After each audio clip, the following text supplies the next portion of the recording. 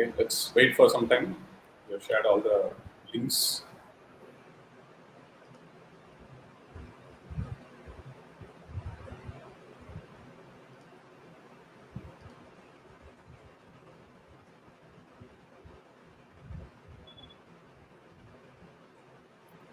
Yeah, yeah, we can see it here, Sudhakar. Live, 15 people. Where? Yes. On the screen, are you not able to see it? Okay, maybe it's not visible for you. Oh, yeah, it's on the top left. Okay. Okay. On the top left, yes. It says only live time. Oh, okay. So you don't see that IE. Okay, maybe as a. Yeah. Okay. Yeah. So we have about 15 people live. More people will join. Anyway, yes. See, there has dropped. I'm back. I just tried checking the number of viewers. Has succeeded? Nope. I got dropped off. Yes.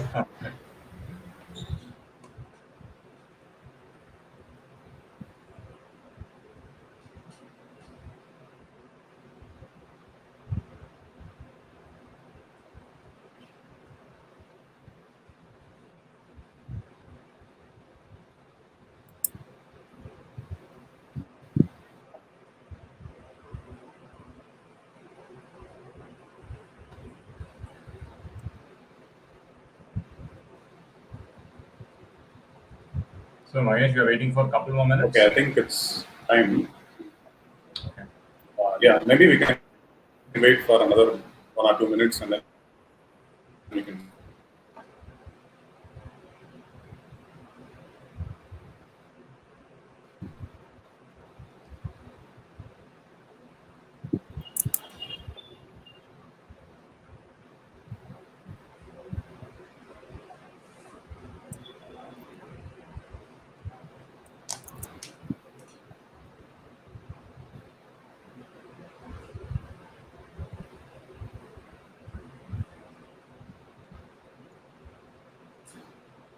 Okay, I think we can start.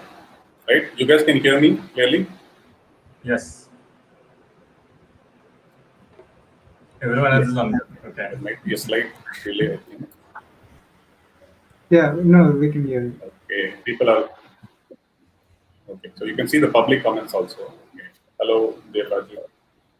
Okay.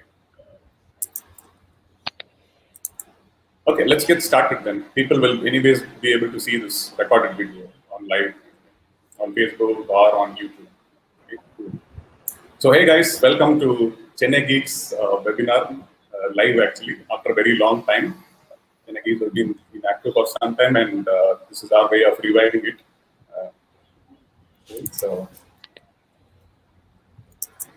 all right, so we have here, a bunch of folks from Tarka Labs. Sudhakar and we both are talking from Chennai, and we have Harman joining us from Chandigarh. Jahangir and Sridev are from Bangalore right now. So they have about 5 years of experience working remotely.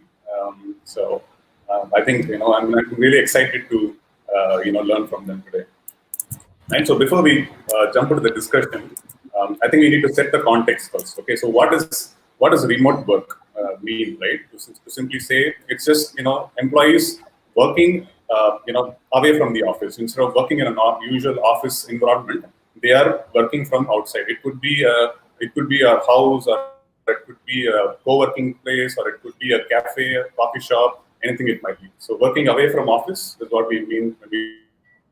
And remote first culture means it's like remote work becomes a default thing in this. If you say that a company is following remote first culture, it is treated that the remote work is a default here rather than seeing this as a benefit or something additional that we do, right? So this is implied that your work will always be remote. Right? Is that right, Sudhakar? Am I putting it right? True. Right. So awesome. Freedom, so let's get freedom to work from anywhere. Yes. All right. Awesome. So today we are going to talk about different perspectives. Okay, so first we'll probably start with the employee perspective to see what are the challenges that employees have in today's work because of the pandemic, before the pandemic and after the pandemic, how your work is going to be, right? So we'll be addressing all those issues that employees have, and we also talk from an employer perspective. Since Tarka Labs, these people have been experimenting a lot of things in their company for the last 5 years. We'll talk from employees' perspective also to see what are the challenges that an employer might have and how he can help his team, adapt to this new way of working, this new normal, to say, right? So, okay, so let's go with individuals first. Okay, so how was the first experience moving to remote work? Let's say you've been working for another company for a long time, where you had to go to the office like normal. Every day you go to office and you work from there. And then you move to another company where you are being forced to work remotely, right? You're not going to go to office. Now, working from home, like how was your first experience? Can each of you share your idea about that? You can start with Sudhakar. Hi. Yeah, thanks, Mahesh. So yes, so for the past, when I started my career, like a traditional company, I started working from office, and I continued to do that for 10 years. And then for the last 5 years, it is no more that, right? I'm working remote.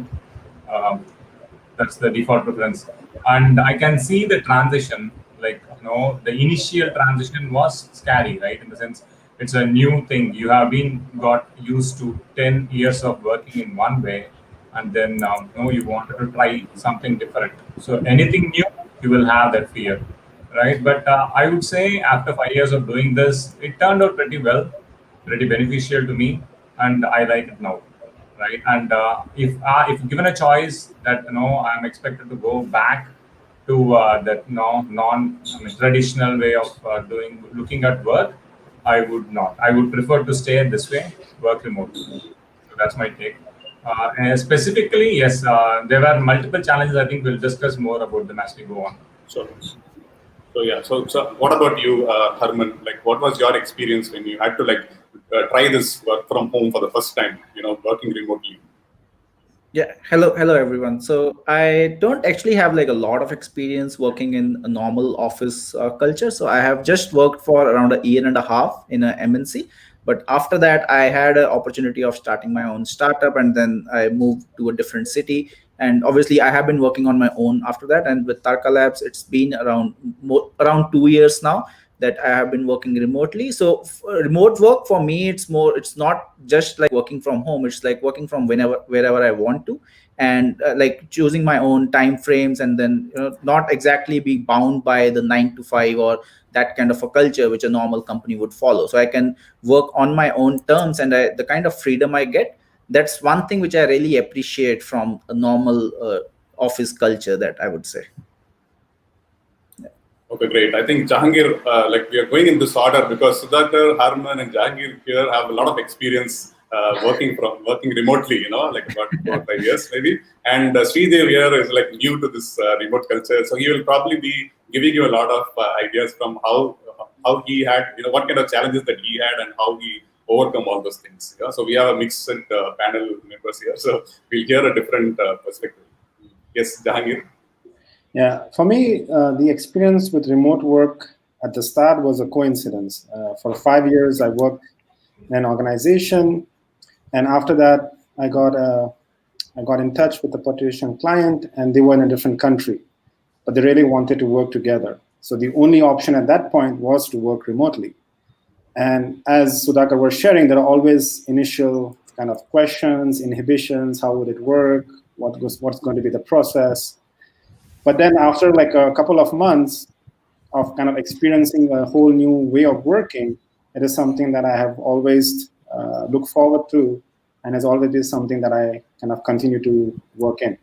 And the advantages, I think we'll talk about going forward, but working remotely also requires a specific type of perspective where you are willing to accept that there's not going to be the old way of doing it. And so there's also a mindset that needs to be adjusted to work remotely all the time. Yes, right. So Yeah, we'll probably be talking about all those things to see, what kind of mindset is required for you to like work on these kind of structure. So now we are talking from employee perspective. Just hold on for some time. If you want to like hear about the employer perspective, that comes a little later. And for those of you who are listening, if you have any questions at any given time, you can feel free to post it in the chat, and we will probably taking that towards the end because right now we have a couple of questions ourselves which we want to like start off with. We've already got it through our other event channels, meetup.com and Facebook event page. So we are going to use that as the first thing to discuss, and then we'll add to that. If we find one of your questions to be like really amazing, really going to add value to this chat, and we will probably pick that up and talk about it. Okay. So the next thing is very important. I think a lot of people, as a developer or as an employee, you will be able to relate to this question. Okay, so people say that my work time seems to be expanding like never before. I don't know when I'm getting started. Like from the time I wake up till the time I go to bed, it's like I'm always working, right? So this is my next question. Like, how do you manage time, and how do you balance this between work and home as an employee, actually, right? So let's hear your take on this. Yeah, Sridev. We'll start with Sridev now. He's been silent for some time. All right. So the way I have been dealing with it is earlier, since I'm new to this work culture, and my association with Tarka Labs is my first introduction to formal remote work culture as such. And the way I've been dealing with work before was there was a distinction between my workplace and the place of residence. So moving on from that perspective, where there was a clear demarcation as to where my work stops and where life starts, and where life stops and work starts. So this thing was very clearly defined. And moving to a completely remote work culture kind of blurred those lines, and I had some difficulties initially to follow certain things. But one of the things I followed in order to get still maintain that demarcation was I had my own work setup, where I feel like, when I'm in that setup, when I'm sitting in the middle of that setup with all my equipment and the things I need to work with are there, I feel I'm working. And when I feel I need a break or something, I move away from this. I try doing something that that will help me relax. And that's how I've been demarcating this and creating this kind of difference. So I feel this is something that people can follow, especially first timers. Given the pandemic, there are a lot of people who are forced to go into this mode of work, and this is something I strongly believe. Having a single place of work at home, if you're working from home, having that place clearly defined, where whoever you are with your family or your children, whoever they are, they know that when you're there, you're working, and you're not to be disturbed during your hours of work. When you have the clear demarcation set, I believe that will definitely help you cope up with it. It'll be a good start for you as a newcomer to this experience. I think it'll be a good start. So that is about having a home office, right? So you have a separate home office, a setup that you only get into when you want to like work. Other times you go out of it, when you want to like chat with your family, you just go out and talk. Only work happens in that place. So you have a clear place where work happens. So it's separated from your regular life. So that is about the environment, the place. But what about the time? When I start working from, it doesn't matter where I am, which room I am, but still some people have this problem. Like I start work in the morning and it keeps on going. Like, how do I draw the line and say, okay, this is my schedule where I work, and then this is when I spend time with my family when I'm at home. And office, it's different because I go to office and come back home at 7 o'clock in the evening. And after 7, when I'm at home, I'm talking to my wife or children and so on, right? So while working at home, how do you solve this? Like, how do you make sure that you clearly have this break or balance? Okay, so I think, yes, Sure. Okay, so I was saying initially I had a lot of trouble coping up with this. I had around, I was working 30 to 14 hours a day because I myself was, I did not know what I was doing. All right, so once I got into it, I spoke to Sudhakar, and I tried to understand how he has managed to keep that together. So what I understood was we need to plan it out.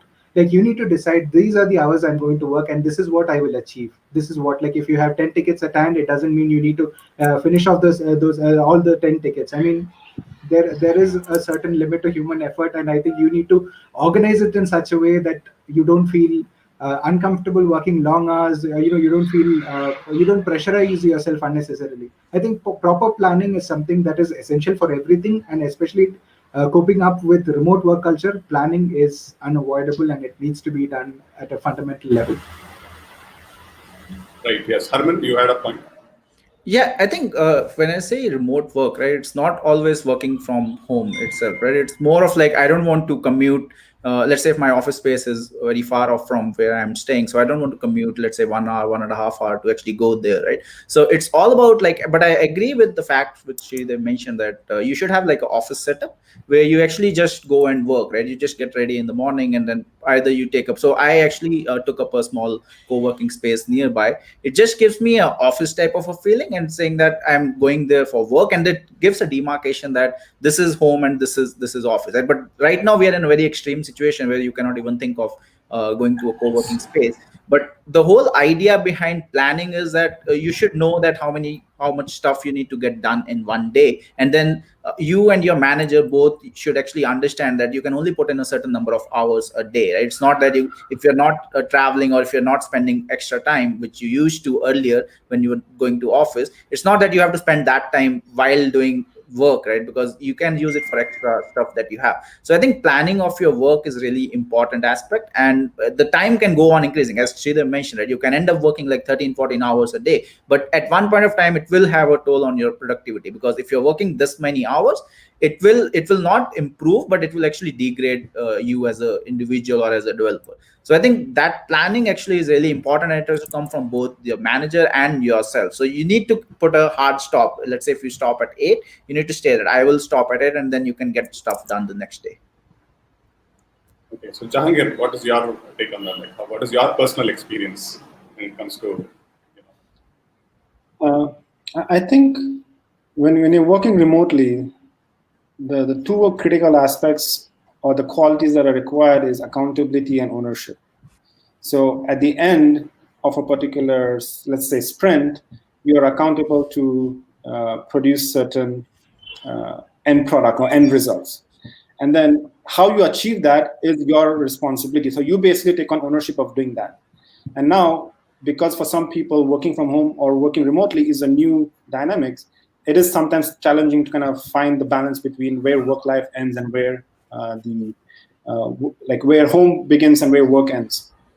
Yes. And so from that perspective, you have to basically figure out a routine. A routine is very important, because when you establish a routine, you know, like, okay, this particular timetable that I'm following is to establish a particular routine, so that I know at 11 o'clock when I start, this is my work time, and I take a break, this is then again, spending time with the family, and then again, you go back into your work time. So also having a routine helps in establishing a pattern that makes it easier for you to kind of follow a particular time period, so that you don't start overlapping into other areas of your life, because you still need to have that work-life balance, as Harman was saying, because just being a code monkey, you'll become tired after a while and you'll not be very productive.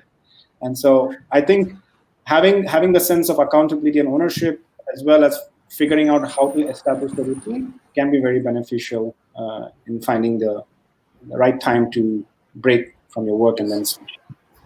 Can you guys also quickly share a little bit about your routine? Like how's your day look like? So that the people listening to might be able to relate to it and see, okay, what am I missing here? Why I'm not able to do this? Even I know that I need to manage the time better and all that, but still I'm missing something. So maybe if you can give some idea on what does your routine look like roughly, that might be helpful. So in terms of routine or my day, it actually varies.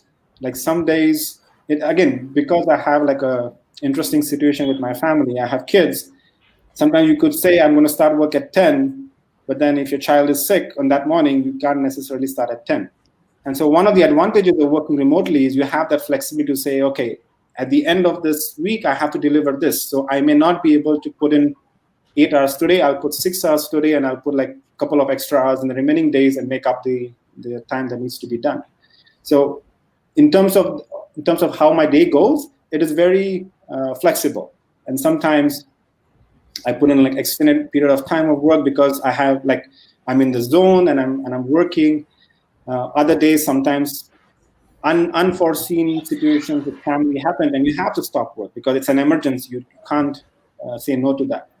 And I think from that perspective, also establishing a common understanding in the family, in your immediate family who's living in the house, is important, so that they know when this time period, like for example, with my kids, when they know I'm in the office and the door is locked, it's like Papa is working, and they can't be kind of constantly knocking on the door and disturbing. But sometimes I purposely leave the door open because they know that, okay, at this time Papa is working, but if something comes up, they can come and ask for assistance. So in terms of how my day goes, there's a routine, but it's a very flexible routine. So I'm not very bound by it. It's not a traditional 9 to 5 job. It's very flexible in terms of how I do it. Okay, yes, Sudhakar. Yep. You can go. I think Devaraj asked a question specific to what I'm about to say, because my client is also in US. So maybe I'll give a heads up on what day looks for me. So usually I start in the morning around 10, and I'll stop, or I'll put a pause to my work till 2 o'clock, right? So I break my work schedule or work plan as 2 parts. First part in the morning, and after that, because my client is in US, I thought it will be good to have an overlap of half a day. So I'll start pretty late, around 7:30. That is the stand-up time, and then I'll go till 11. So this worked for me in 2 ways well, because of course I have my time that is in the mornings, which I'll not be disturbed by any meetings, because obviously my other part, the counterpart of the team, is like sleeping, so I can get my dedicated focus work done. And after that, in the evenings, right, from 2 o'clock till 6 o'clock, I have time with my family, kids, right? And given the pandemic situation now, like, kids are in house, and they are actually having good time, because I spend that good amount of bucket for them.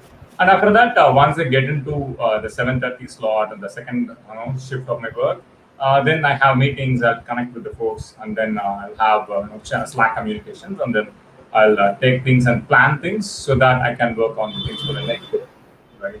And that is how it has been happening for me. And so this has been the drill, or the cycle that is going for the past 9 to 10 months for me. And so I'm comfortable with that. Okay, Harman, can you share a little bit about how your schedule works with co-working space? When you were earlier going to co-working space and doing did you have a proper schedule? Okay, this is the timeline in which I would work, and how was that working?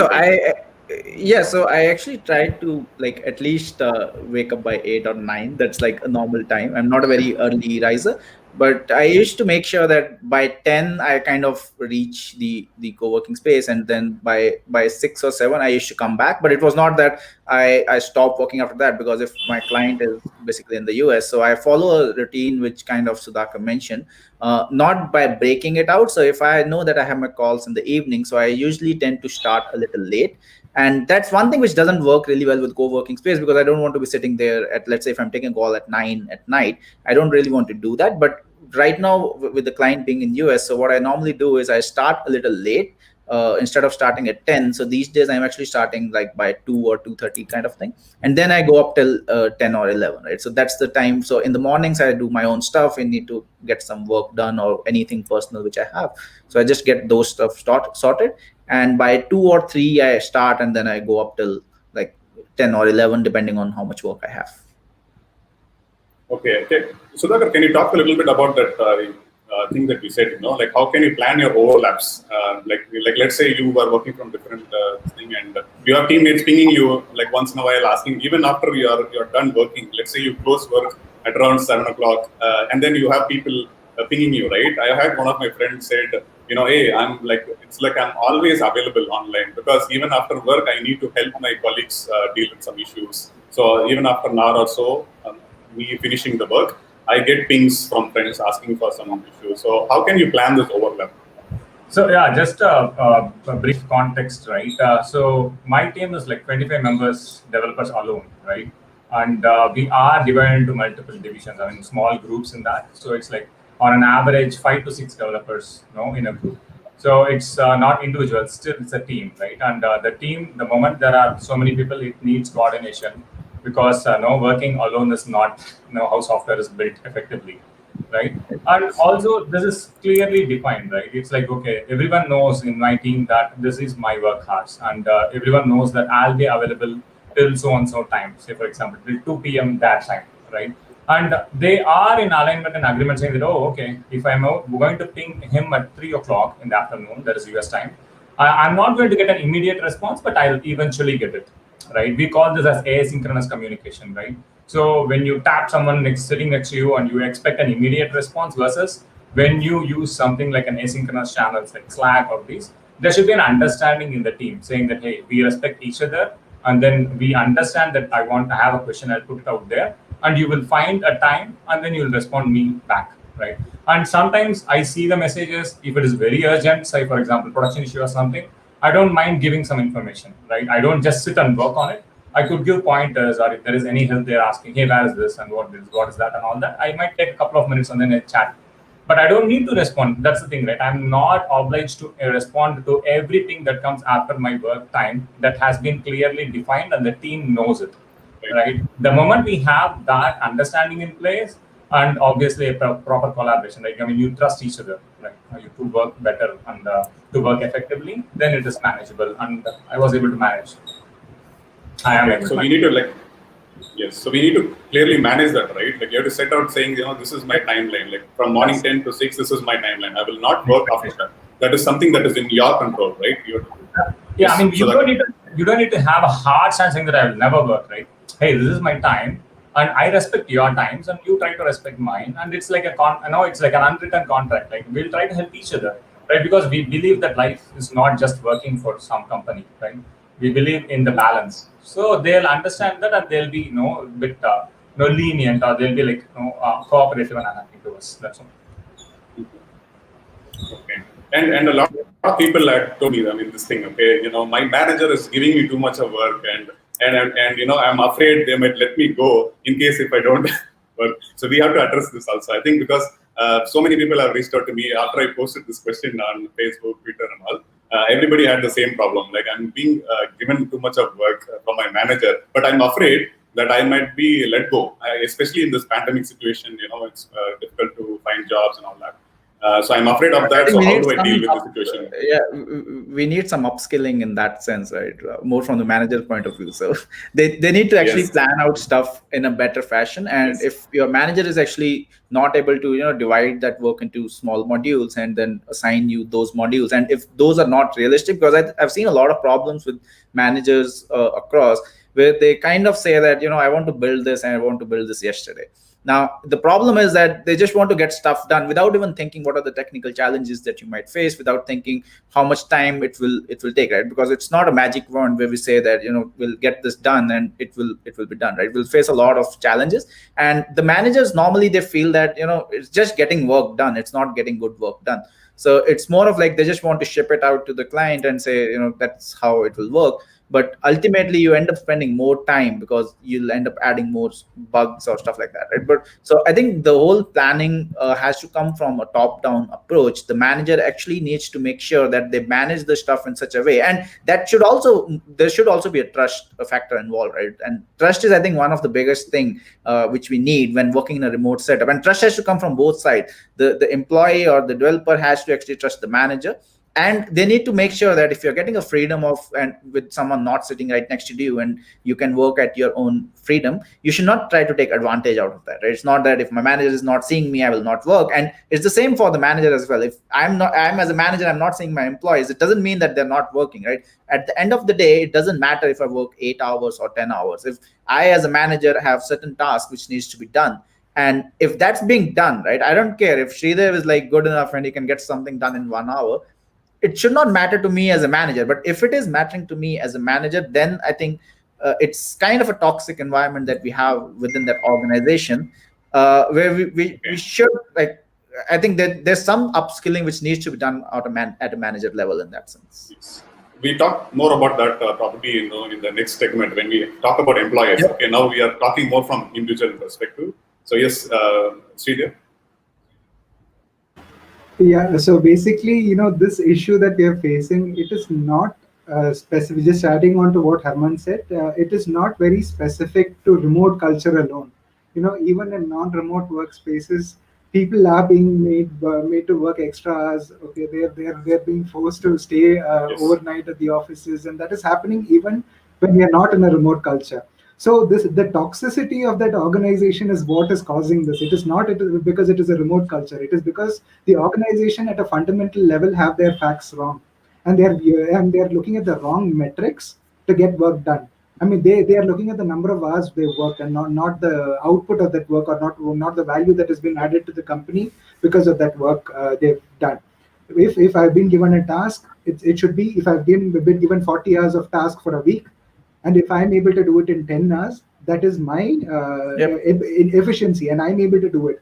And I think I should be given the, and what do you say, I should be given enough a time, if I'm able to get the work done, I should be given the flexibility to do how I want to do it. I might work 5 hours today, 5 hours tomorrow. That flexibility should be there. It should not be like, oh, you finished all your work in 10 hours, okay, I'll give you more tickets. No, that is so you're saying, like, instead of like monitoring like every day like what I'm doing, instead you have like milestones, like, okay, what you should complete in this week, right? Like in this sprint or something like that, and maybe see whether they are able to do that or not. Instead of seeing like what is he doing today, what is he doing tomorrow, instead of doing that micro level management, right? True. Right. So yeah, I think it's also a question of how do you look at productivity and how do you measure that. If for you as a manager, productivity is someone coming at their desk, opening up their laptop, and then just clicking away or kind of tapping away, is that productivity for you, or is productivity at the end of the sprint during the reflection meeting to say, okay, these are the deliverables we have been able to achieve in this past sprint, and this is the velocity we have achieved. Now, if it's the former, then it's a fundamental issue, as what Harman was indicating. But if it's the latter, irrespective of on-site or remote, it should make no difference, because in the end, what matters is what you deliver at the end of your sprint or end of your particular schedule. And how you achieve it should not be a problem. For example, I could say, you know what, today I'm going to work an all-nighter, and I can spend like 10 hours at night and achieve it because there's a deadline. Or I might say I might space it out 2 hours every day, focusing on this task very specifically. So that should be irrelevant to how it's delivered. What should be matter is if the team has agreed to reach a certain milestone at the end of the sprint, are we hitting that milestone? If not, then how do we address that? That should be the bigger problem, bigger question about productivity, as opposed to physically being present in an office and kind of just tapping away. Right. Yes. And next thing is about Yes, sir. Yeah, one more point to add on top of this is, like, when we actually talk of the requirements and the milestones, as Jahangir mentioned, right? It's more that the milestones should be decided in discussion with the tech team. Like, normally I've seen, like, in companies, like, there are managers who are not actually technical in nature. They understand stuff, but they don't know what kind of challenges you might end up facing in these things, right? I don't say that the managers are expected to know these things, but there should be someone from the technical side as well who's actually handling this stuff along with the managers and saying that, you know what, we might face this so and so challenge in this particular domain, and we might not be able to hit this milestone. And then it should go to a developer level, because if the manager comes and says you need to get this stuff done in a certain time frame, let's say a 2-week sprint, it might be a case that it is not a realistic expectation that a manager have, and then he kind of gives it to the other stakeholders of the company, and then everyone is kind of coming with the expectation that this will get done, and that's the only reason why the employees end up spending more time. But I agree that this is not a problem with remote culture. The only problem with remote is, like, you're just saving your time here and there, and then you are putting that extra effort. But I think the one question we should ask is, like, was this different when we were not working in a remote environment? Was it like something we were spending just 8 hours and now suddenly it has transitioned to like 16 hours a day? Or was it like we were earlier spending like 14 and now it's become 16 because you are saving some extra time, and that's also going into your work? So yeah. Right. So coming back to this question, like that we earlier discussed, right? Like, my time is like going on from morning to night. Like, I remember Jahangir talking something about valuing your time. Like, you need to like value your time, like when you're working on a thing. You also mentioned a quote that said, you as a developer, you only have few clicks or few taps left in your lifetime. Can you tell us about that, Jahangir? So I think this was in a discussion about how do people keep tapping you every time asking question. And I think it also relates to a point that Sudhakar was saying where you need to set kind of clear boundaries and say, after a certain period of time, this is my time. It's basically my personal time. I'm no longer working. I'm no longer on the clock. And in this situation, if someone keeps kind of asking you a question, there are two ways of looking at it. One way to say is this something that's urgent and production issue? If it is, then of course you have to help out. If it's not, then you have to basically say, like, is this person really making an effort to understand the question before he's coming to me? If he's not doing it, then it's a clear sign that he's not valuing my time. He just wants a straightaway answer to me. And at that point, you have to basically say, like, basically repeat the situation and say, oh, look, after this certain period of time, I'm kind of in a different mode, and I'm no longer be able to kind of give quick answers for questions that come up.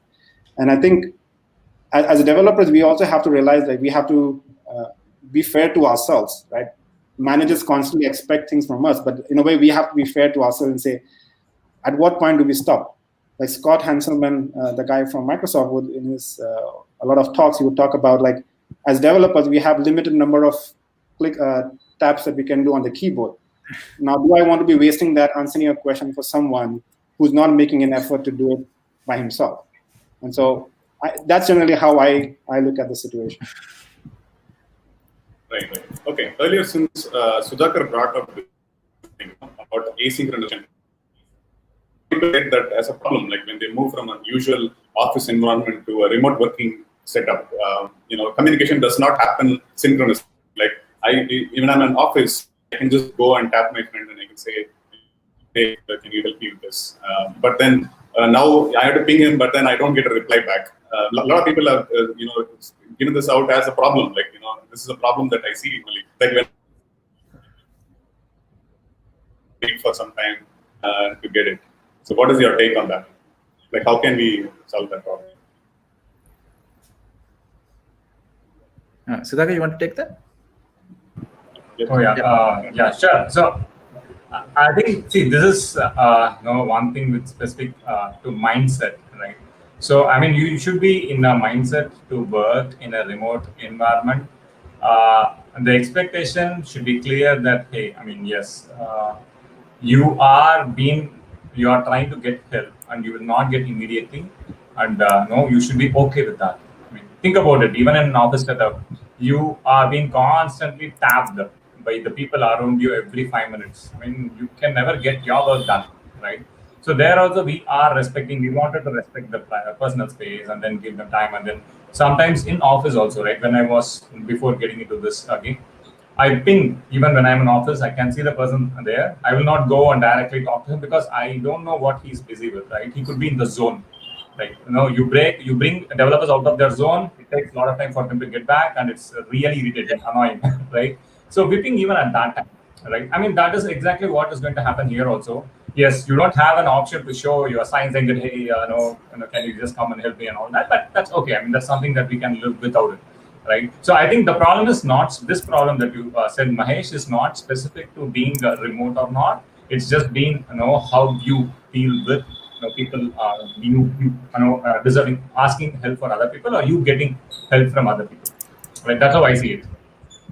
Yeah, and I think just to add on that, right, coming from a technical background, we all have been talking a lot about this whole microservice architecture and stuff like that, right? So the kind of setup which we had earlier, where everyone can just say, I have a doubt, and he gets someone to work on it. It's more of like a monolith that we have, and we have like a huge software, and everyone can talk to everyone without being a proper communication channel in between. And it's just like you can just go to someone's desk or just shout, and anyone can respond back to you. Now the problem with this is, and even in the technical world, right, managing a monolith is good just to get started, and then at one point of time it's still going on well when you are just working in a smaller setup. But once the setup actually increases, you still have to like break it down into certain parts, and then the communication channels have to be set up properly, right? Now if you're thinking of a bigger team, or you need to actually divide that stuff into smaller parts, and that's the thing we actually say more on a remote working culture, right? It's not that you are working alone. It's just that your communication has to be in such a manner that you should value your time in that as well, because even for communication you actually end up spending time. And the kind of thing we understand with the microservice analogy is that when you are talking with a different microservice, you make sure that you don't spend a lot of time in actually the communication aspect of it, because it will actually increase the response time of that particular service or API, right? So I think it's a similar kind of environment that we have, that we don't want to build a monolith, right? As a developers, we always want to go towards a microservice architecture, right? And it could be that, let's say Sudhakar and Sridhar are working on a similar project, so they could be overlapping and doing pair programming and stuff like that. But let's say if I am not working on a similar stuff as Jahangir, right? So I will actually just make sure that I only talk to him when it's really required, apart from the personal stuff, right? Let's say if I'm talking personal, that's a different ball game. But if I'm talking of work, it should only be in a proper communication channel. And then right now, these days, we have like really good communication channels, which we can talk about later as well.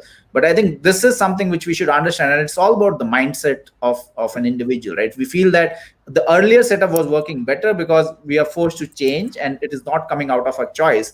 And that's like one reason we feel that, it's not working out. We cannot get the stuff done. But if we actually think of the kind of time spent and the kind of communication channels that we use, the efficiency, I don't think would be really hampered in this case.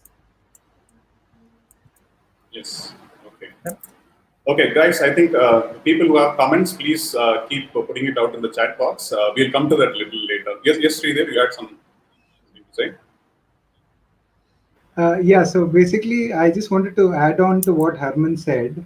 So something about asynchronous communication channels and getting the communication system to work. An important part of that would be to maintain proper documentation for every work that you do, right? Test cases in terms of software, I'm saying, right? Test cases, add your data comments to the tickets, whatever. If it is an investigation ticket or if it is whatever it is, add your comments. Keep all of the data available to everybody so that you are not disturbed at a time when you are not available. This is one way to stop yourself from being disturbed. Make sure whatever you do is known. Every single line of code that you write or any work that you do, make sure it is known. Keep the statuses of the tickets up to date so that you are not disturbed when you don't want to be disturbed. All the data that you need to provide is already there for them. They won't disturb you unless you don't they need you absolutely. That is one situation you can avoid by doing these things. Yes. +1. Yes. So Sudhakar, so you mentioned about this thing, like being in the zone, and then when somebody comes and taps you, you're like immediately out of the zone. In that way, this asynchronous communication is actually helping you when you are at home working from a remote location. Yes. People cannot just easily come next to you and then tap. That is one thing as an advantage for the remote workers, right? But then there's also the junior developers who feel that hey, I had a senior developer who used to help me out whenever I had some issues, right? But now with this work setup, I'm at home alone and I'm pinging him, he's not available, so I'm stuck. I'm scared. I don't know how to go. What to do next? So for the junior developers, like what would you tell them? See, that's the transition of fear, right? That I was saying. So yes, the transition is a bit fearful, especially for junior developers who are very new to this, because obviously they'll have a lot of questions, right? How to do this, how to do that, is this the right way to do and all that.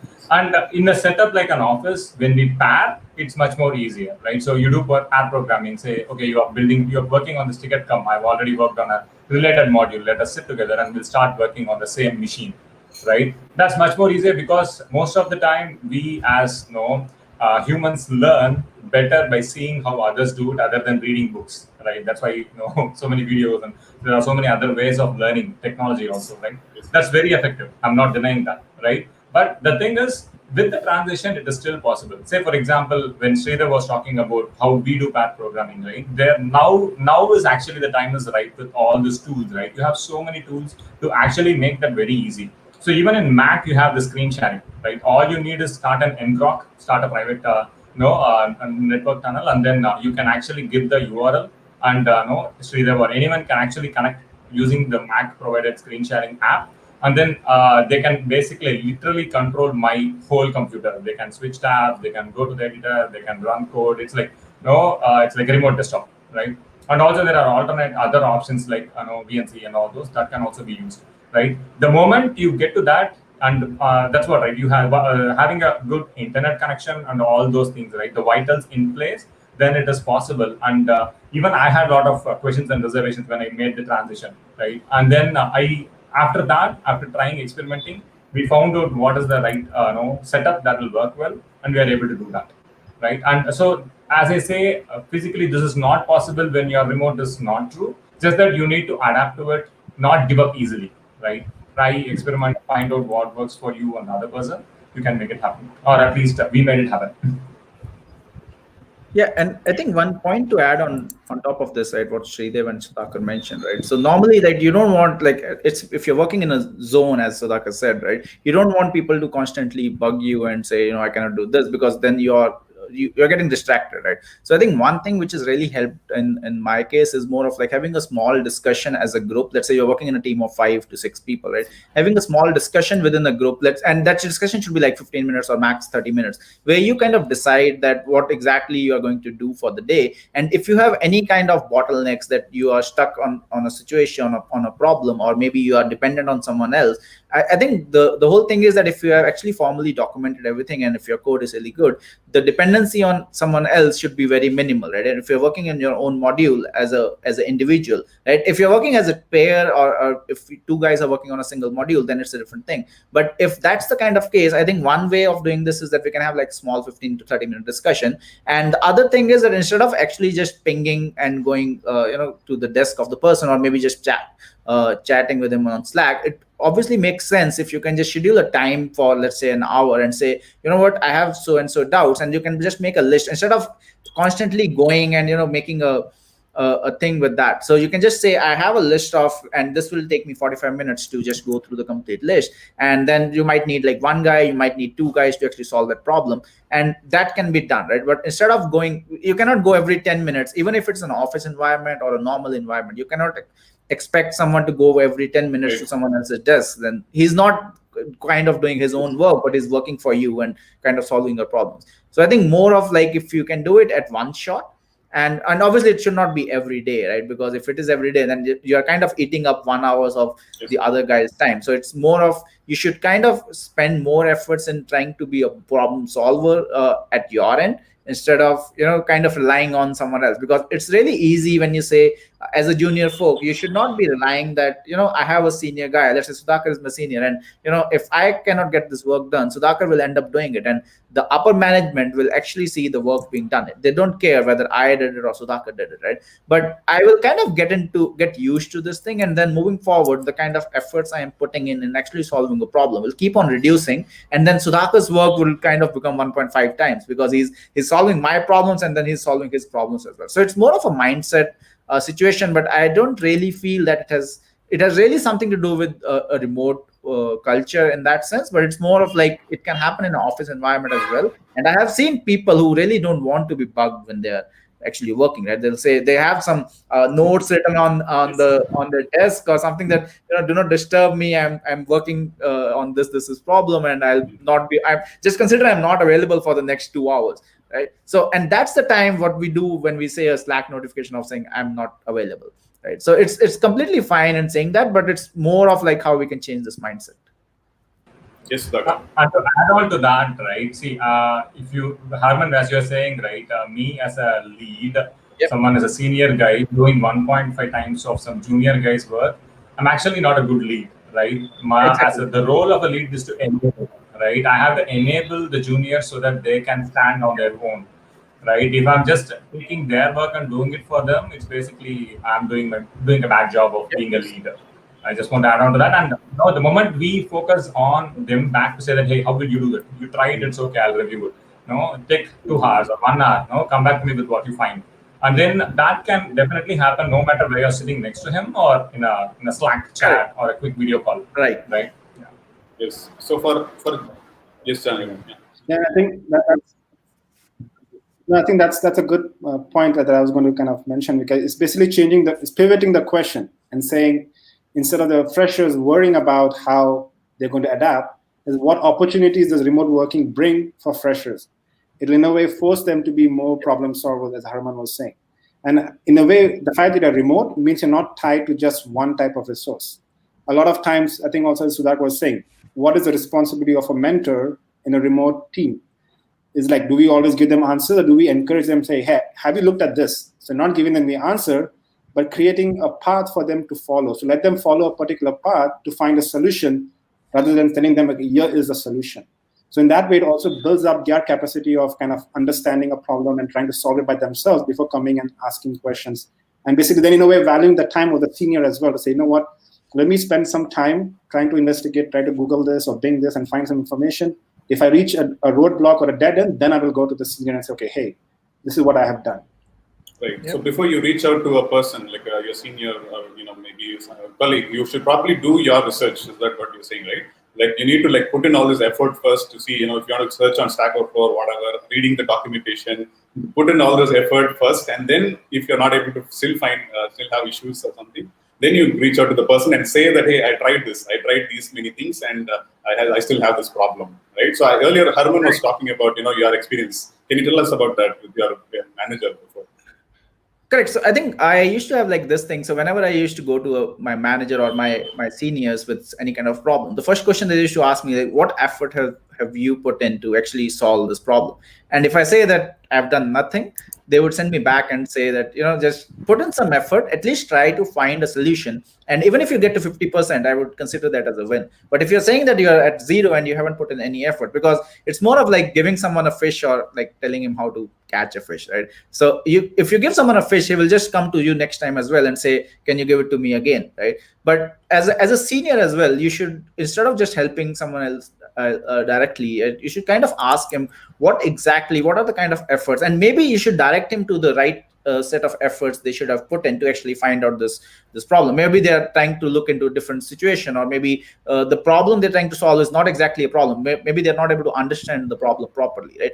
Because having a problem solving skill, and that has to come from a senior, right? If you just tell them the solution, it will solve the problem at hand, but it's causing a bigger problem, right? Because at the end of the day, then you'll end up spending more time in actually solving that guy's problem, because he's not the one who is kind of learning and becoming a problem solver on his own. So I think that's one thing which kind of really helped me. When next time I went to the senior, I knew that he will ask me what I did for that, and that kind of a scary thing would actually force me to put some effort, and I ended up solving some problems at hand. So I think that really helps. So it's like if you're a developer, like you should not be dependent on others. Like don't make this as a habit, like being dependent on others for each and every task. Instead, try to learn things on your own, do some self-learning, and reach out to them, because you need to value the other person's time also, as Jahangir mentioned. Right? Yes, Sudhakar. I just want to add one other small point, because I've seen this also. There are junior developers who are on the other extreme, right? They'll fight with the problem for 2 days because they don't want to disturb anyone. So this also happens, right? I think there should be a balance there also. Okay, you have put enough effort and you are not seeing any improvement in how you are going to reach. Are you able to reach the solution or not? Is your effort still going on risk? Then that's the time to say, stop. Okay, now I have reached my dead end. I'm not able to think any new ideas. Let me ask someone. Because both could happen. I've seen that happening. So I just want to put it out there. Right? It's okay to ask, right? It's not like you don't need to be like very reliant or completely independent. That's not expected. Find the balance. Right. Yep. Right. So basically, we need to box our efforts. Like, you need to see, I will work until 4 o'clock to find a solution to this. If I don't find it before 4 o'clock, I'm not headed in the right direction. So at least to head in the right direction, you need some sort of guidance from your senior. Your senior need not tell you this is how you solve the problem. He will just tell you, see, there are different approaches. These are the approaches that are there. Whichever approach you take up, that is on you. You need to find out why one approach is better than the other. So that is the level of guidance that a senior is expected to give, and the junior also needs to box his efforts or try to limit the time he spends on those efforts and know when to ask for help and when to try it on his own. So that comes with a little bit of guidance, I believe. One thing I just wanted to reiterate is, the point that Sudhakar mentioned about prioritizing your Slack messages, right? These days, it's very easy for someone to like keep sending messages on Slack and hey, this, that, and all that, right? So while replying, I think we need to set up a time. Like, okay, I will not reply to everybody that's pinging me. That people get into the trap. because I'm used to sending messages on WhatsApp, so whenever somebody asks me something, I have to reply immediately. I have to give them an answer right away, right? So that mentality is kind of coming into your work also, which could also be a reason why your work time is getting expanded to till the midnight, right? Because you end up spending a lot of time just replying to your colleague. You could have waited or you could have avoided that, right? So that is something I want to add. And let's go into the productivity part next. Like, how do you avoid distractions while you're working at home? When you have kids, or even other people might be like, watching Netflix and so on. I watch a lot of movies, I watch a lot of TV series. So how do you avoid distractions? So what is the tips that we can give for our listeners today? So Mahesh, sorry. Yes, Sudhakar. Yeah, you can go. No. So just to clarify your question, you are asking about self-control, or you're asking about external factors pulling you in all directions? Because Netflix is self-control, right? And your kids and your family is no external forces that you cannot control much, right? I see this as two different problems, because why the solutions are very different, right? Self-control problem, yes, no one can help you, right? Basically, even in your you will find ways to escape work. You will find ways to have coffee breaks that is extended for 1.5 hours. You will find ways to get into unnecessary meetings, right? You will get into discussions, chit chats. So I mean, that's just that mutated to watching Netflix because you are alone, right? Self-control, yes, you have to reflect on what you're doing and why you're doing all this. Whether you really wanted to do this job just for earning money, or really wanted to get better at doing something that you like and also earn money, right? I mean, that will get philosophical. Maybe we'll not get there now. But the other problem of managing external external influences or external people, that is actually possible. Like what Jahangir was saying and Harman was saying, there are multiple ways that you can do that, right? You can level set to the people in your home to say, hey, this is how how it works because of the pandemic or not pandemic. This is all the setup, and it's okay. You can be flexible also there, right? Obviously, with kids, you cannot always take the stick, right? And so it's okay. You can be flexible, but as long as you set that expectation, even in house, it's kind of slowly they'll get into that groove. Right, my kids already got to that group. They understand, say, like what Jahangir is saying, right? That's exactly what I do. If the door is closed, they kind of know that, okay, only for emergency situations where the toy is broken, they'll come and ban it. But not for small, things. So things like that. But yes, so that's my 2 cents there. Yes. So adding to that question, it's like that was my next question actually. Like, how do you keep yourself motivated? Right, so that is also a challenge for everybody. Sometimes it's like I'm passionate with my work and I write code and do my work regularly. But then there are times when I lose this motivation. Sometimes I don't feel like working at all. So how do you handle these things? Like when the times you feel like you're not motivated? On a lighter note, you should take a look at your credit card bills for motivation. I think that's the best motivation out there. Sridhar, but the other problem, right? If people are very down, they'll spend.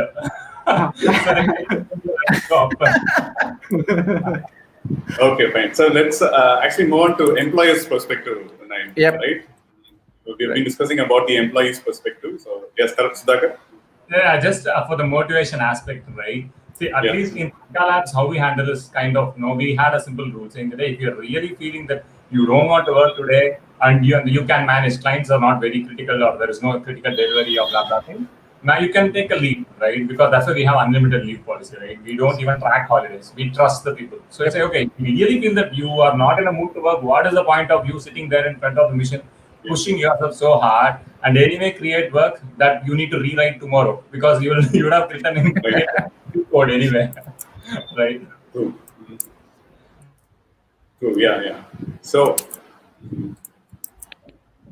okay. So I thought he was going to answer. Okay. So moving on to employers' perspective next, right? So about Tarka Labs, like when you started off Tarka Labs, like how did you decide that we wanted to like have a remote first culture? And like how was that decision made actually? Like did you like really start off saying that, hey, I'll be a remote first company because I'm inspired by all these other companies like Automatic, the company behind WordPress? Were you inspired by all these other companies, or how did this thing happen?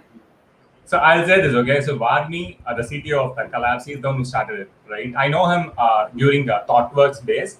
And I kind of, I think that we both think more or less the same way when it comes to organizations and when it comes to rules, top-down hierarchy and all that, right? I joined the Tarka Labs a bit late, after 1.5 years, because I was tied with some project. I didn't want to leave it there and all that, personal reasons, right? But yes, to answer your question, we did not say that let us create a remote first company. That sounds cool. We can get cool tech, cool people. No, that's not how it happened.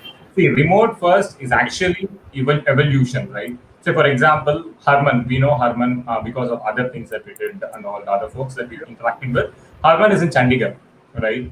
We didn't feel anything logical to say Harman because we like to work with him and we kind of know his caliber, right? I mean, why does the location matter? Harman, you work from there, right? Yes. We trust you and we know your caliber, we know what kind of work you do and all that. Work from that, right? And I don't really want to commute every day 1.5 hours one way because I am in the other side of Chennai. My office is in the opposite side, right? And I feel, okay, why am I even commuting, right? See, I know that I can do this. Let me try, right? As I said, yes, I had my concerns and fears and all, but I said, okay, let me try, right? And then, as I said, Barney was very open in the sense, okay, why, yeah, he also believes in this because of the books that we read and share, right? Like Remote, How It's Not Required by DHH, and all these books are very interesting, right? They got us a new perspective to think and try and experiment. Then we said, okay, let us do that. And we slowly evolved based upon the kind of people that we have, right? We have folks in Canada now, we have a UX UI designer in Poland now. All that would not have been possible if we have not been flexible in experimenting and coming to a situation where, okay, this works fine. Okay, now we are a remote first company. Okay, why don't we talk about it then? Yes, this happened. I think just to add on top of this, it's not that we are completely a remote company, right? Because it might be a case that we find folks who are really interested to go down to office. Let's say there's someone in Bangalore and he feels like, remote is not my cup of tea, but we know that he's like the right guy for this, right? So it's more about like whenever a new guy joins, right, he will come up with a different set of expectations and he will come with a different mindset. So it's more about if you really like that guy, if you want to work with him, these small things which are more of his personal choices, right? Let's say the city he wants to live in, and even if you're living in the same city, right, if you're in Bangalore and you are asked to travel for like 5-10 kilometers, it's more of a hassle, and then you need to like pack your bags and move to a place nearby, right? So it's more of like, I would say it's not completely a remote culture, I would say, but it's more of like the freedom that you have, right? As an employee, you actually feel that you are the one who's kind of running the show, and it's not that you have your managers and all the stuff. It's like what you really want to do and what exactly will bring out the best productivity out of you, right? And if you know those things, and if you feel that sitting at home is actually helping you, or maybe taking a co-working is helping you, and whatever is helping you, right? So that's the kind of thing which really builds a good company, right? It's not that even if we today start saying that, what, we are just a remote company, and if you want to come to office, sorry, we are not for you. I think that's also a problem which will happen with a lot of guys who really want to join us, right? So it should be a mix of both, and whatever someone is comfortable with, we should actually go with that. Harman, we are remote, like what Jahangir was saying, right? We are remote first, but not remote only. Yeah. Correct. Yeah. So. Yes, Harman is saying that we should not be remote only. I mean, we have to be remote first. Right? We should not be remote only. We should give them an option, to do that. Yeah, that's what it's there. Yeah. Yeah. Sorry, go on, sir. No, I'm saying it's their choice, and it's completely. I mean, that is immaterial when it comes to other important things with respect to working together. Is how, or at least our realization is from what I've seen in the past 5 years. Yep. Right. So now, talking about employers, like how do I, as a startup or as an employer, how do I make sure that my team is staying productive? Okay, this is the reason why a lot of companies are thinking like, should I like eavesdrop my, I mean, should I track my employees to see what they're doing, like how are they spending their time every day? So these are the discussions that happen these days. How do I make sure that my employees are being productive at home? I don't know if this guy is working or not. So how do you do that? Like, you are actually breaking the whole business, man. There's a plethora of companies who are trying to build software to snoop you. Yes. Yes. Yeah, there are so many tools that you can use to track on which tabs you are keeping open and how long did you spend on each of the tab and all that, right? In your browser. So. Correct. I think it all comes down to like what exactly you feel as a productive work, right? I can actually sit whole day and just have like one Visual Studio Code with the whole code on the screen, and I cannot do anything, right? So as a manager or as an employer, it actually should matter, like it should not matter what tabs I'm on or what exactly I'm doing, right? I might be like listening to YouTube songs and and doing my work with that. So do you consider that I'm watching videos on YouTube, right? If I am actually doing work alongside that, it should not really matter, right?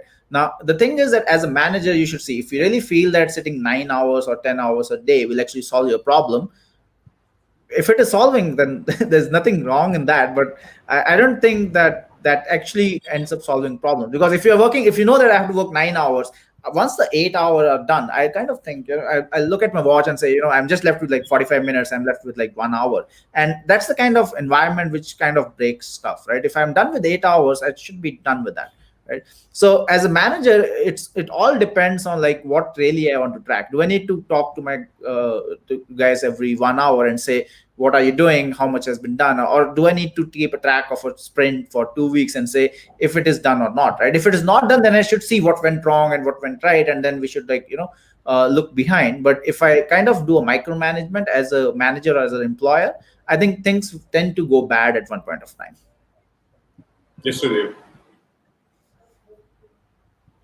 So I think Jahangir mentioned a beautiful point earlier when we were talking. He said the desktop of a person, what you have open inside that is a very personal thing to an engineer. It's like a holy place for an engineer. So somebody trying to track you down there, and it feels like your privacy is being invaded. And with that kind of an attitude towards an employee, with that hostility towards an employee, I don't think the employee will work for your best interest. And one thing, when I joined Tarka Labs, I still remember to this day, Sudhakar mentioned to me, see, we take care of the employees and the employees take care of our clients. So that is the kind of model that is being built here. So if your communication with the employee is making him feel like you're hostile towards him, if you're not keeping him happy, then you cannot expect that employee to keep their clients happy, and ultimately that is going to affect the reason why which your business is alive, right? So I think tracking and tracing, you have billions of softwares to do that, and you have ways around that also. So the thing is, if you want to do that, you can do that, but it is not going to end up in a good relationship with the employee. It is not going to, and good relationship with the employee is what ultimately affects the growth of the company. And I'm sure all of you would agree with me on that part. So I think, yeah, we should be given the freedom. The person should be given the freedom. His work or his hours of work, like I mentioned before, also that has nothing to do with his productivity. He might feel more productive maybe listening to music, so he'll have some two tabs, listening to music, one doing something else. So that is up to him. He might be listening to podcasts. So just because he has a podcast tab open for 10 hours, that doesn't mean he has been keeping that tab for 10 hours and not working. So that is individual, that is very what do you say, specific to an individual, and there is no point tracking that or keeping tabs on that. Okay. Now, just to add to that, I think if you go just to like this point about trust that Herman brought at the start of our conversation, I think that's the key, because trust is a two-way relationship. The fact that you are trying to have these agents installed on my machine and to monitor what I'm doing is a fact that you don't trust me. So now, if you don't trust me, how you expect me to trust you as a manager? And then that breaks down the whole foundation of building a strong, cohesive team.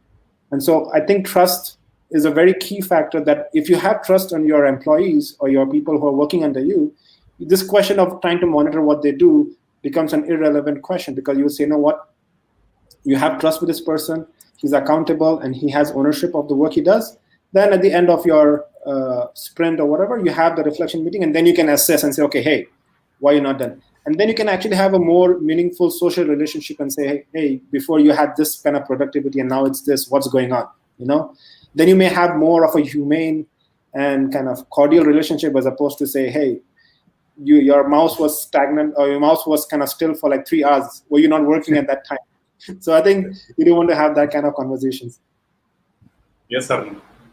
Yeah, just to add one point on top of this, right? So Sridhar brought up a very good point of like, we managing the clients and then the company, the employer kind of keeping us happy, right? So I'll just give you some examples. So I have been working with Tarka Labs for around 2 years now, and I have been managing my clients from day one, right? Coming from like similar kind of working environment. Now, I have never had a chat where, my manager and my client is actually doing a one-on-one, and then we are kind of doing some stuff over there. I have been doing the more of a dev work, and I have been managing the client. I have been responsible for, scheduling my stand-ups and taking leaves and whatever it is. Like whenever I have to take a leave, I don't actually go to my management and say, I need to take a leave for so and so days. I know how much work I need to get done for my client. I know what kind of responsibilities I have. Now my management doesn't know what I'm doing, right? So they don't know whether I'm able to take a leave or not at this point of time. Let's say I need to go out for a vacation for 5 days, right? Now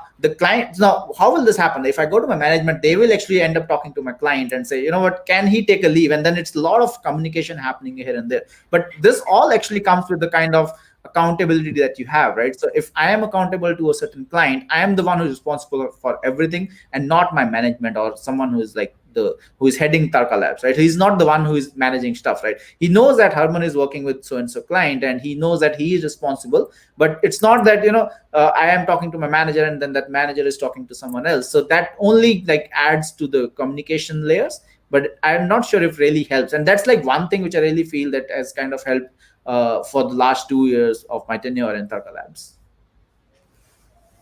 Right. Yeah. So it also comes down to like the kind of people that you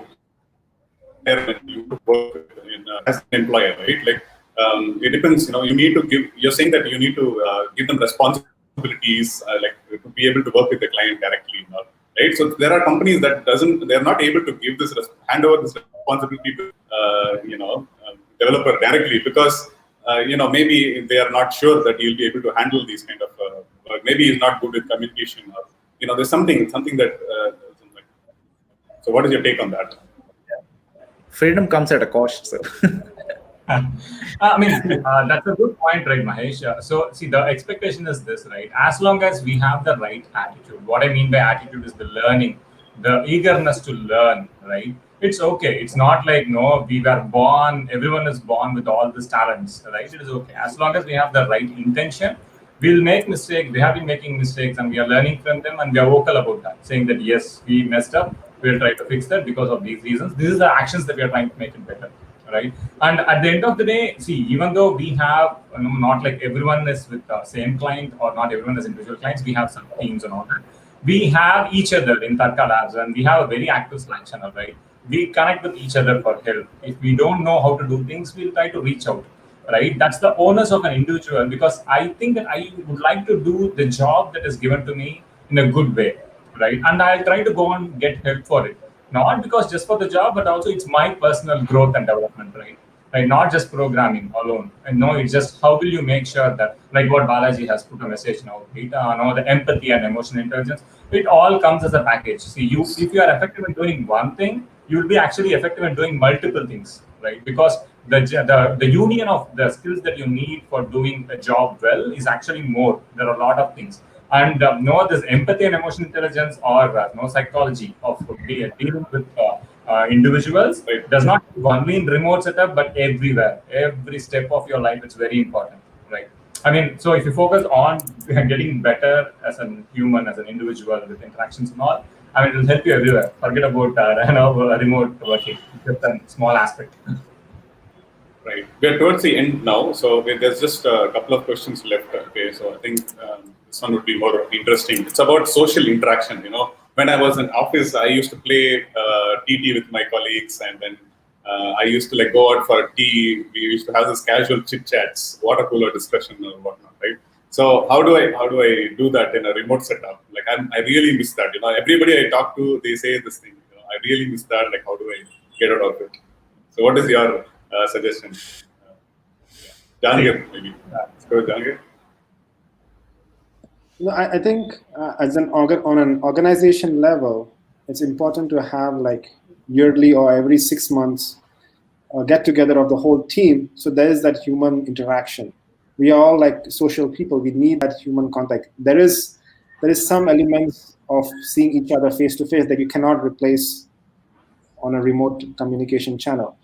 And so, for example, in Tarka Lab, every 6 months we have a get together. We reflect on what the team has achieved, what is our roadmap, and basically we have basically it's like a bonding session where we get to know each other, because we basically talk to each other on Slack, on Skype, but we don't really interact with, like we don't go out to dinners because we are in different cities, for example. So I think that is a key aspect to make sure that if your organization is encouraging a remote culture, ensuring that the social elements is not lost, because that is also the key for establishing kind of closer bonds and creating a more coherent team that works together. On an individual level, I think you can always find ways of making sure that those voids of social interaction are filled. Like, for example, if you have other members within your same team in your neighborhood, you can always get together, go for dinners. I mean, right now, it's an irrelevant question because you cannot really go out and do anything much. But consider like post-COVID, when things are back to our old normal, you will be able to kind of do something similar where you get together or have like team dinners for people in the same city to get together and have team dinners. So there are ways you can do it, but of course, you would not have that like 9 to 5 constant human face-to-face interaction that you have on site.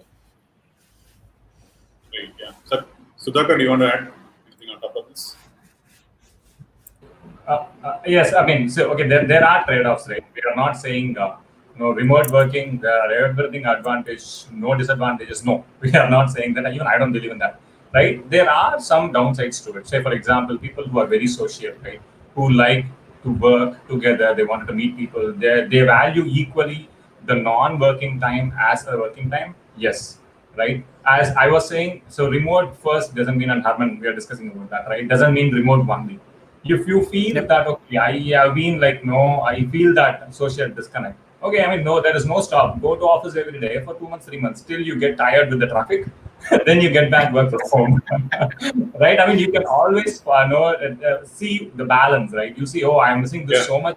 Then me getting roasted in traffic. Okay, let me trade it off, right? See, that's the kind of mentality that we would like to have. And think of the total remote setup, right? It's still possible. We used to do that, right? Vagmi, when he was in India, he does that in the Slack channel saying, hey, I'm coming to office tomorrow.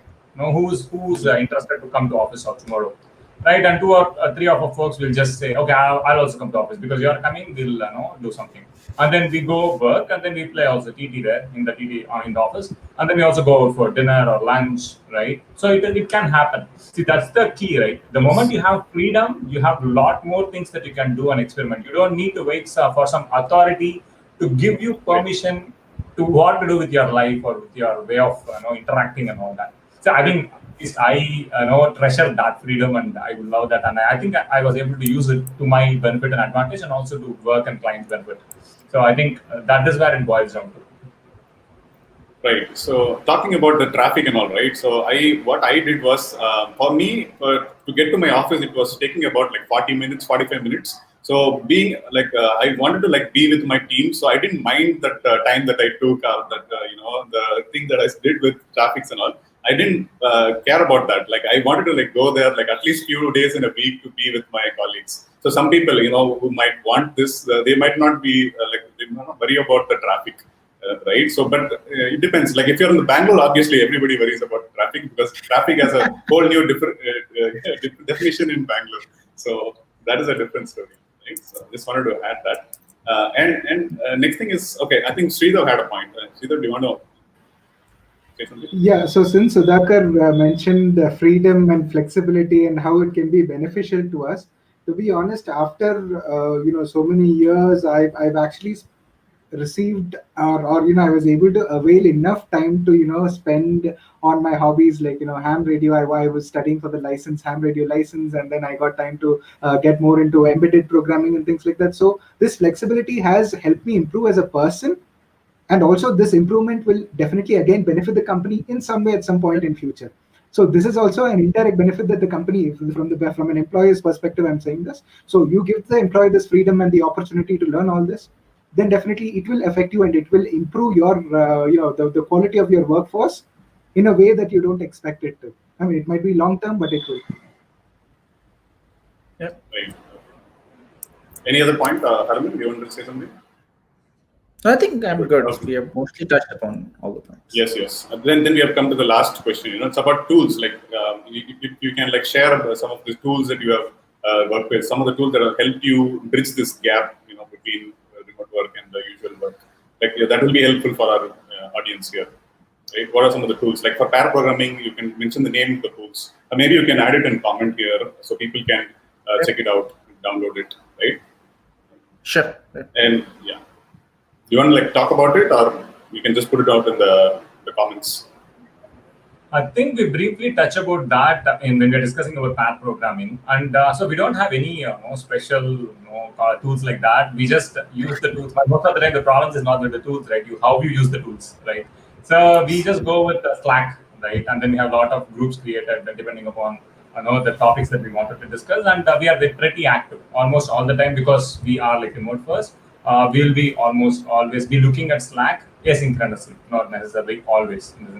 And we use the screen sharing and Screen Hero we are using and Slack acquired now, so Slack already has built in that, and we could use that. So tools like this, which are out there, right? There is nothing, some secret tool that we are using, nothing like that. And how we use it, what matters. So. Yeah, because I think someone mentioned in the chat that they had issues with pair programming with some tools that they have used. So maybe they are not aware of the tools that you are using. Maybe so they might. This might help actually. Like if you can put down those tools in those chat box, like that will be like really helpful for these people. Like all the tools. Yeah, on that aspect, Mahesh, actually you're right, because even we had the issues, and that is when I Vagmi actually figured this out. Use ngrok and then use Mac screen share, because if you are in the same intranet, Mac screen sharing will work very well. But if you are not in the same internet, you have to use ngrok, and it worked well because ngrok you can actually give a region. You can give Asia Pacific region so that the delay is very little. That's a good thing. We'll add that in the comments. How can you use ngrok? That will open up a tunnel between different machines in your region so that there is very little delay, and then you can use screen sharing and all the other tools. Okay, and to finally close off, we were talking about this toxicity in the organization, right? Like, let's say I know now, like after hearing about all these things, I realized that okay, my environment it's very toxic right now. Okay, maybe my employer is not doing the right. Maybe my manager is forcing me to do too much of work. Now that I've realized that I'm in a toxic environment, like what do I do? Like how do I should I quit? Should I quit and then find another job? Or how do I go about solving this? Should I upskill myself? Okay, see, I mean, quit is the easiest, but it's also the toughest. Why? Let me explain that. Right. So, I mean, you see something is wrong, right? I think a right mindset is let me try to fix it instead of running away from it.